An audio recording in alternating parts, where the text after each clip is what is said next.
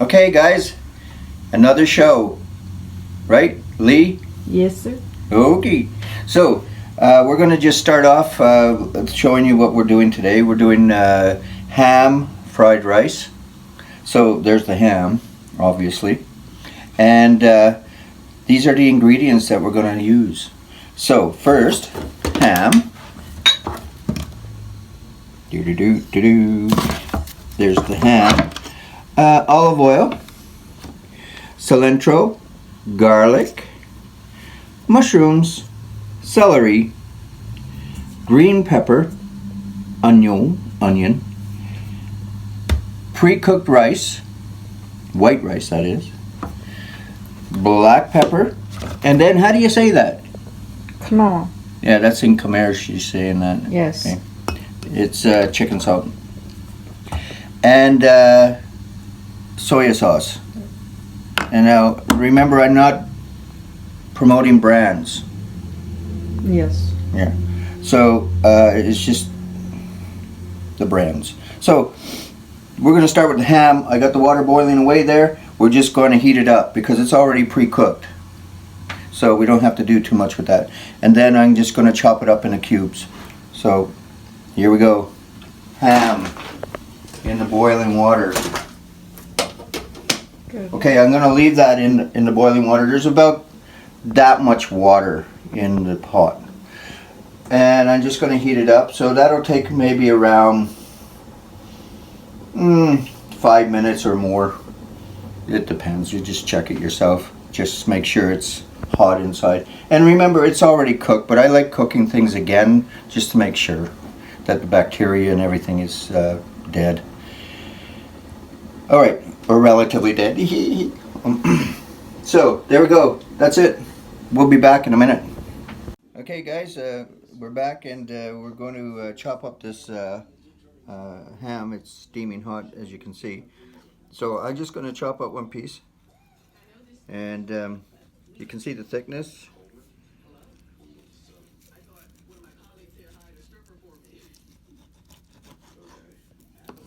Okay, so there's one piece. I'll put this aside, and we'll put it on a plate. So I have more room here. There we go. I got a frying pan ready, but we're not going to start anything until we get everything ready. Okay, so I'm just going to make, it's up to you how big pieces, big of pieces you want, and gristle on that one.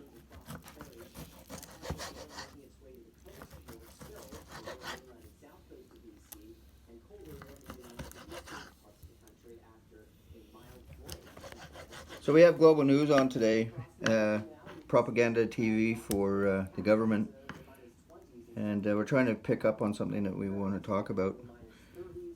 Hope it doesn't offend you. So, I just get a couple of slices here. So this is how I'm doing it. You can chop it up the way you want. And then we're just going to make mouth size bites. Like that. Chunks. Little chunks. So it's a nasty weather outside these days. It's like -12. Yeah. Yeah, well, that's not so bad, but the snow accumulation is crazy this year. It's different from last year, right? Yeah. This is not politics, but there's politics involved in it. And why? Well, Climate change. Climate change. What happened to global warming? Right. That sort of disappeared, right? Global warming. And now we have climate change. Well, let's refer back to what they're really saying, okay? Is how do we raise more income, revenue for our country? Well, we'll just tax people and make up stories. So let's go back to global warming instead of climate change, because you can't control climate change. It's the world. It affects the world. Same as global warming. It's not like it's BC climate change or Quebec climate change or Florida climate change. I mean, is there any true science with climate change? No, how can you? How can you Exactly. have it? It's worldwide. Exactly. So that will take years, like centuries, to accumulate. Centuries to accumulate that record. We have hardly any records on hand. So how can you make a how can you analyze it, Exactly. right, without the facts, the information from history? So they're basing it all on current stuff. So you're seeing this change from one time to another, or all this forest fire and all the flooding. But this has been going on forever. It's no different than it was years Matter ago. of fact, it was probably even worse before. Well, there's, you know, the BC flooding that we had this year. It's on record from way back in the early 1800s that, you know, since civilization started coming into these floodplains. Why are you farming on a floodplain for one thing? So anyway, getting back to the point, climate change and global warming. How can you say there's global warming today when we have deep freezes this winter and a huge amount of snow? I mean, wasn't it like a -40 in Calgary? In Alberta? Yeah, mine probably even lower, but yeah, on record, yeah, for sure, that we saw that.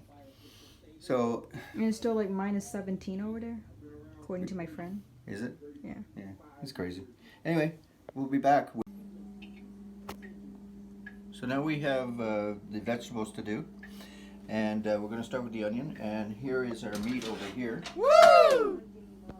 All chopped up, ready to go. So same as before. And just pull it back. You see, most of it rips off. And then again, the opposite way, it rips off.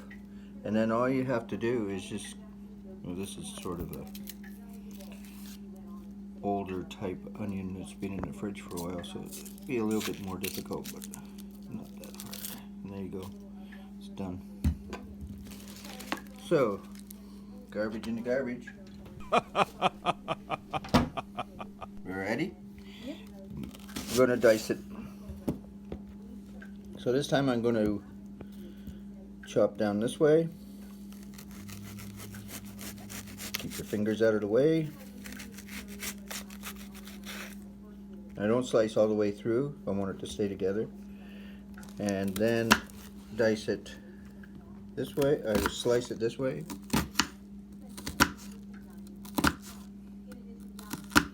And then we're going to go this way. So we have a nice dice.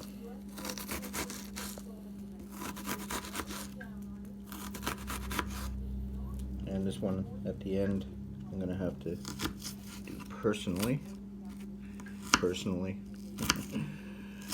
This one can go in the garbage. I don't like it. So there you go.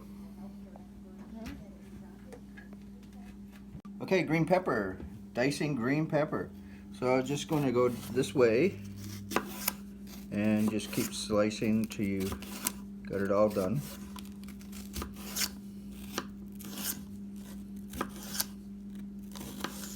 There you go. So individually,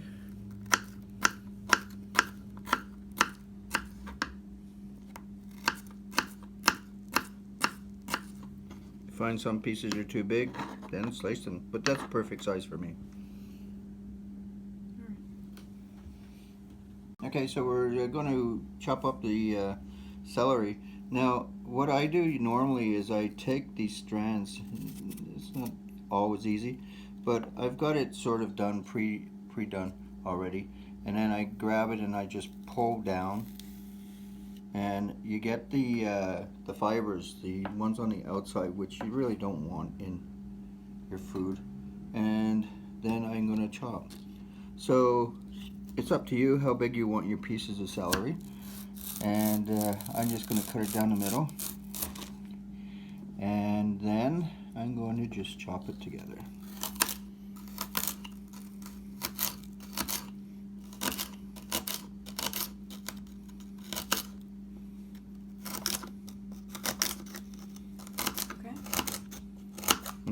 Garlic also. So it's the same as an onion sort of thing. Do like that, hold down on it, peel it. See how easy it is to get this material off? Mm-hmm. There you go. So now we're going to chop it up. Put the garbage over here. Skin. Ready? Yes, sir. I'll try to make it so you can see. Chop it in half. In this case, chop it into quarters. And then chop, chop, chop. Chop, chop, chop, chop, chop, chop. There you go. I'm going to do all these and get back. A bunch of cilantro. I've crumbled it up. It's pre-washed. So I'm just going to crumble it more and get it to be pretty small. It's not important to chop, chop, chop and make it really small. Coarse like that, that's fine. There we go. Mushrooms, cut the end off here. I always use the stems because they have a lot of flavor, like I said before. And I'm just going to cut them up. Whatever, doesn't matter. Just so when it fries, it's going to become smaller also. So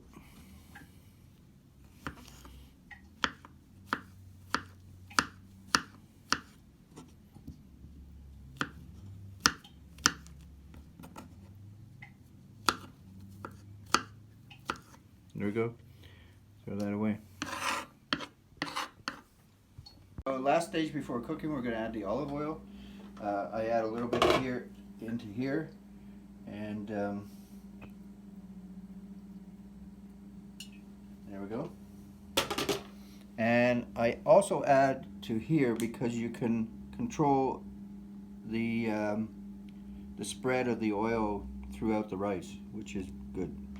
I've already crumbled up this rice. It's pre-cooked a couple of days ago, and the drier the better. And not really dry, but you still got to retain some moisture. And pepper. So is that good for you? Yes. All right. So what's this called? No. All right, get a spoon. Chicken salt. With natural chicken stock. Mm-hmm. And it's that's a brand. I'm not promoting any brand. It is a good brand, dude. It's German. That's a tablespoon, I guess it's called. Yeah. I'm gonna add a little bit more. It won't hurt because I have that also. So I'm trying to spice up this and that at the same time. All right, so put that there, and I'm gonna add a little bit of the soya sauce to the rice. The rice will suck up the soya sauce really fast, and I might have to add some more later. And I'm not going to add any to there. I'm just going to add it to the sauce, and if I need more, I'll add more. So now we can use your You can use your fingers, which is quite messy because the rice sticks to everything, or you can use a spoon. The sanitized way. And yeah, if you're going to use your fingers, wash, of course. Okay. And you want to get as many chunks out of there as possible, and just keep coating the rice. The more you mix it, the better, because you don't have to keep mixing it when you're frying.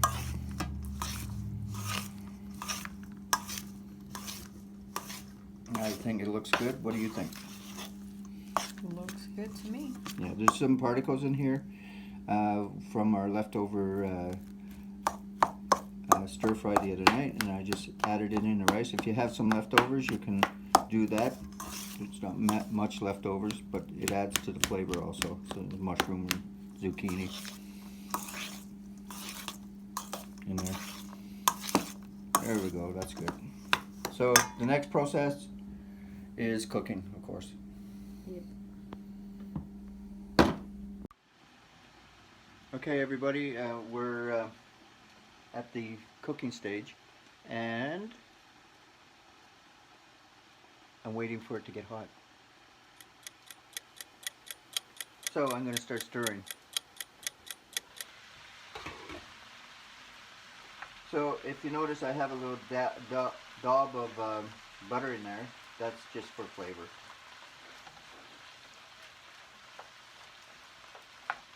It's something I like to put in. Butter adds a lot of flavor to food. So when you stir, it slows the cooking process down. So, but in a stir fry, you want to stir a lot because you want to maneuver things around, and you don't want anything to burn. Although this is electric, it's not that great. I love cooking on gas, and I miss that. Electric is just doesn't do it. I have no choice right here. So we're waiting.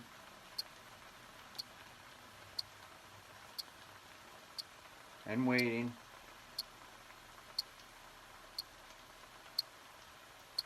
And waiting. So I'll be back.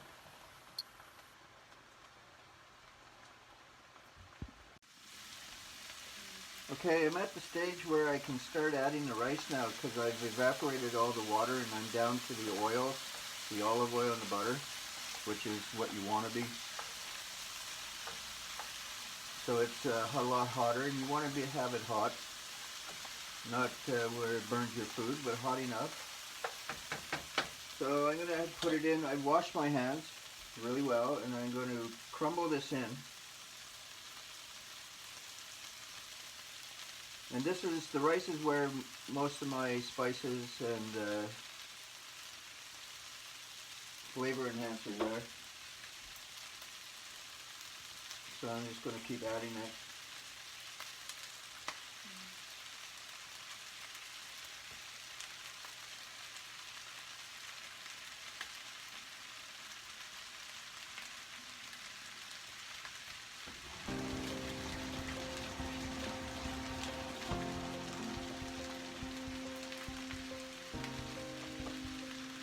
Excuse me.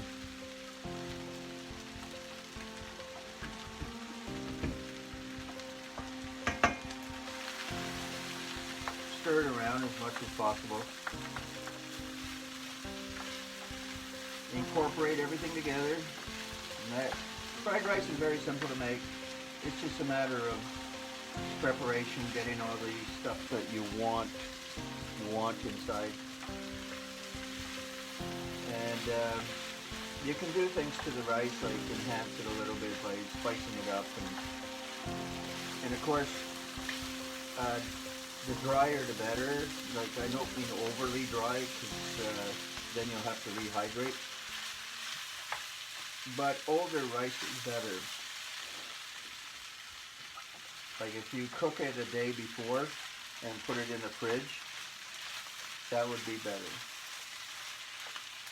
Depending on the humidity in your fridge.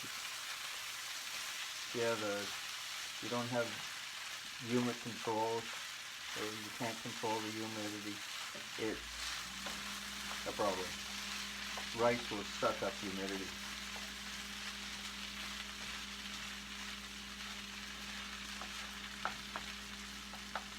So this rice here is pretty good. The humidity level it's moist, but it's not overly moist.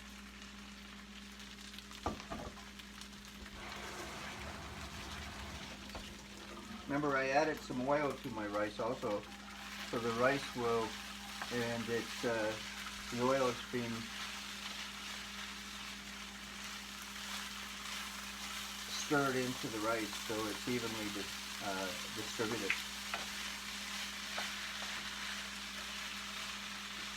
Any politics today, Lee? Yeah, what were you thinking about masking or something? Masking. Oh yeah, you know what I heard What? today? I heard that they want to go to those, what is it, those masks, the ones with the, Cloth masks? no, Can you research that? I forget the name of the N95 or something. NH95 mask. I'm not sure. They It's say on they're Global trying to now. They're trying to say the cloth masks are no good. Well, we know that's true. News. Yeah, it's dirty. It's Not only that, they don't seal. Yeah. So if you're in a lineup, you're standing behind, and a lot of people don't follow social distancing, which I really don't care anyway. But the thing is, if they got the rules and these stores are trying to, enforce it, and you got people breathing down the back of your neck, which is uncomfortable in any circumstance anyway. They don't understand that by standing too close to you that they're getting the onslaught of the vapors because it goes behind you and up or below, right? So think about this. You're in a barber shop. Here's a perfect scenario. You're in a barber shop. You're wearing a mask. Where do you think all of that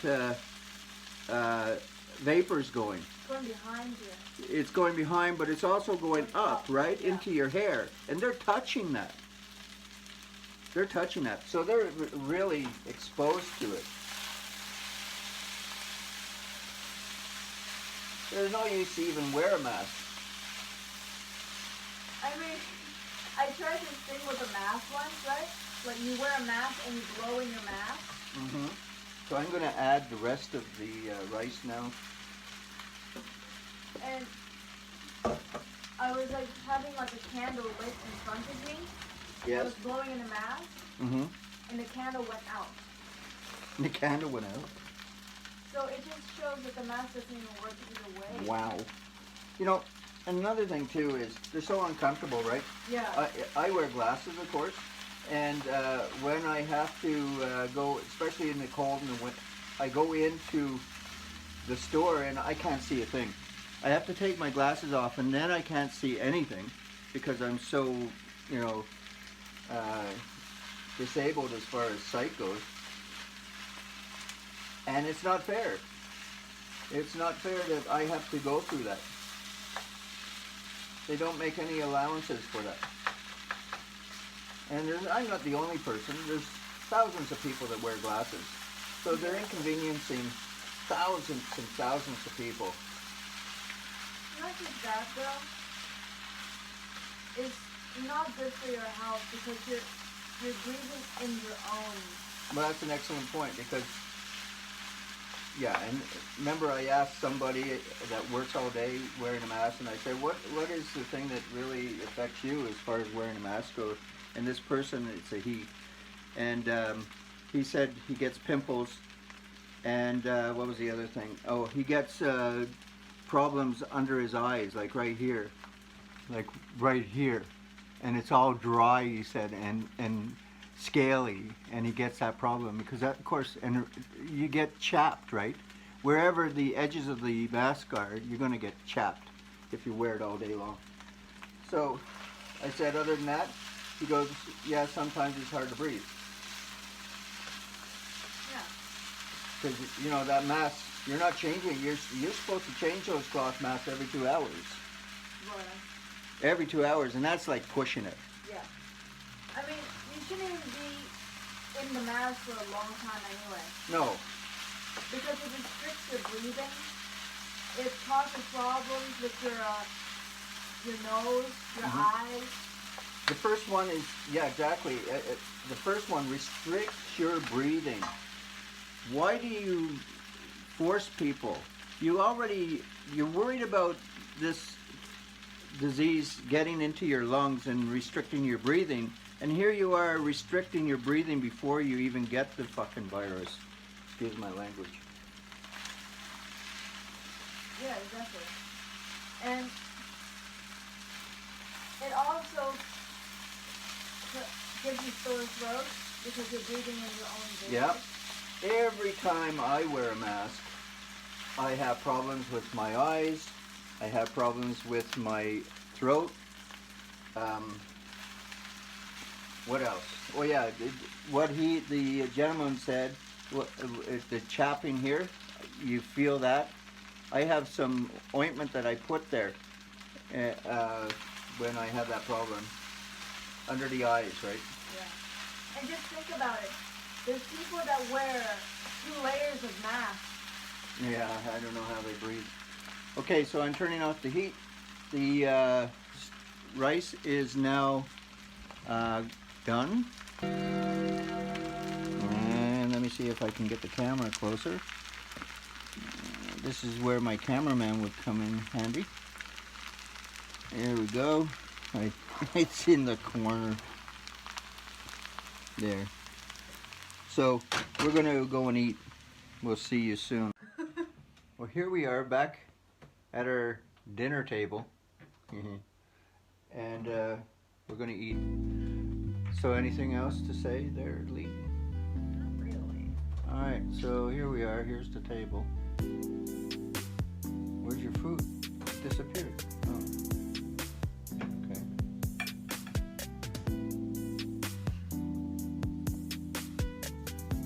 Oh, sorry. Just trying to get that. Alright, here we go. And again, it's not a commercial for that product. Pepsi. Pepsi is really good though. Pepsi or Coke. So, ready? Damn. Oh, vegetable fried rice, guys. So Pepsi or Coke? What? Pepsi or Coke? Which one is your preference? I don't care anymore. Oh, it's not vegetable fried rice. Don't forget, we put the ham in it. Oh yeah, it's not vegetarian. Oopsies. Uh-oh. What ham is what? Pork or beef? Pork! Oh no. Poor pigs out there. You know there were like vegetarians and like anti. So in your language, what is it? Mai chan. Mm-mm. That's fried rice, but what kind? Mai cha sạch chuk. Yeah. Mùi bà lai. There we go. Mai cha sạch chuk mùi bà lai. Yeah. So if you're wondering what kind of language that's, she speaks Khmer language. It's not Thai. From Cambodia, not Thailand. The mother language of Thai. And Lao. Mm-hmm. Very hard for me to learn. Well, it is hard. The grammar is really, complicated.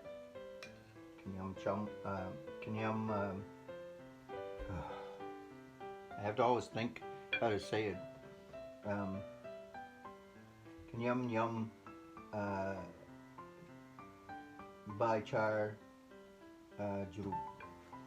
Is that okay? Tom yum Bai Char sạch chuk. Such Jew, yeah. Such meaning meat, pig. Yeah.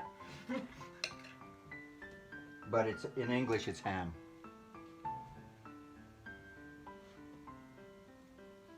I don't know if you have a word for that ham. I don't think so. Yeah. That's not sure. But then you would just, that's again, you're using such, which means meat.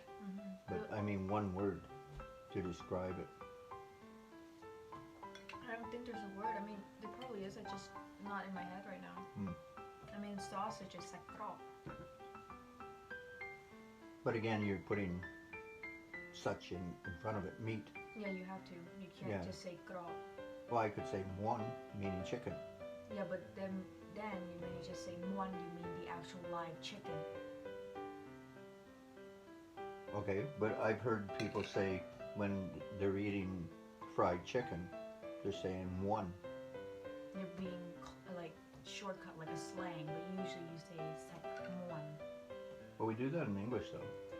What are you having? Chicken. That's not English though. But it sounds like they're trying to do the same thing. That language has been around longer than English. Doesn't matter about that. They're saying the point is they're doing the same thing. Yeah, but they're using it as a slang.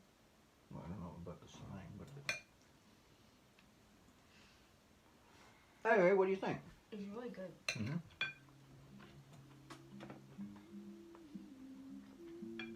Look who decided to appear. It's a tournament. Not religious. He bought that Look at what decided to appear. Christian 9. What? 9. What do you mean 9? We're My not. face. Aww. I can take it off. All right. Oh yeah, that's my German coming out. Oh yeah. So bilingual. I can't fucking. Can I swear? Would that be okay? No, no swearing. Oh, what about earlier? Yeah, that was a mistake. I did apologize. We can cut it out. Oopsies. There's my cross. Can't see it. Damn, man.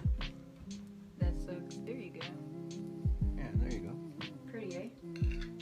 So are you Christian? Yes. Oh. Catholic. A Cambodian Christian. They exist. That's very rare. Not really, especially for the time. It is. Like, 95% are Buddhist. for the time, especially during the French occupation of Cambodia, when they colonized, there were around 20 to 30,000 Cambodians that were Christian. Still rare compared to the whole population. Yes, but they were a bigger population of Christians back then than now. Now in Cambodia, there is still a lot of abandoned Catholic churches in Phnom Penh and other places as well. I believe Christians in Cambodia now make only 0.5% of the population, while Muslims, they make around 1.5% of the population. And Hindus? I'm not sure. Probably more. Because it was prominently Hindu in a long time ago. Yeah. Then Buddhism. And then they changed the religion to Buddhism. And it's not really Buddhism there. It's sort of a Hindi Buddhism. They're confused. The people there are confused about their religion. I would like to mention something about Buddhism in Cambodia as well. What? A lot of these so-called Buddhists that got baptized to be one were criminals. Same goes for the monks. Yeah, the monks, to become monks. Yeah. What are you talking about, monks? Yeah. There's been a case, like, there's someone I used to know, like a kind of like a far family member. He committed some crime. It wasn't like big or anything. It was just like probably petty crime, like theft. And It's a big crime. food theft. It doesn't matter. Theft is a big crime. You know what I mean? Yeah. And It not saying it should be. Like stealing food. Why did he have to steal food? he didn't have money. He didn't have money. Could he earn it? No. Why? Because no one would take him as a person to work. I think I remember Cambodia is a very hard place to get employees. Jobs, especially for Cambodians. So he committed a small crime because he needed rice. It was just rice. And so they convicted him and went through the courts and everything, but they decided to say, okay, if you go to convert and be a monk, you'll be free. So there's your conversion theory stuff. Yeah, so they converted him into a monk. So he went to it and he lived there for around 3 years. And then he came back. He grew his hair out back. So forced into something that he may not have wanted to do, right? But isn't that in Thailand? They're all forced to do that? I'm not sure actually. Yeah, I believe it is. They have to show brotherhood to the Buddhist religion by enrolling as a monk. They have to do a duty, and I think I'm not sure, but I think it's something like 2 years at least, right? I'm not really sure. Like some countries you have to be in the military. Russia, for example. Actually, in Cambodia, Isn't that Israel? I'm not sure, but I think maybe, I'm not sure, but in Russia, you have to enroll when you're 18, or you can study in higher education. For example, at university or something. Yeah. But Normally I would backcheck, but today I'm too lazy to get my phone. probably put some fact checks on the screen later. That's a good idea. Yeah. actually, in Cambodia, there were this law.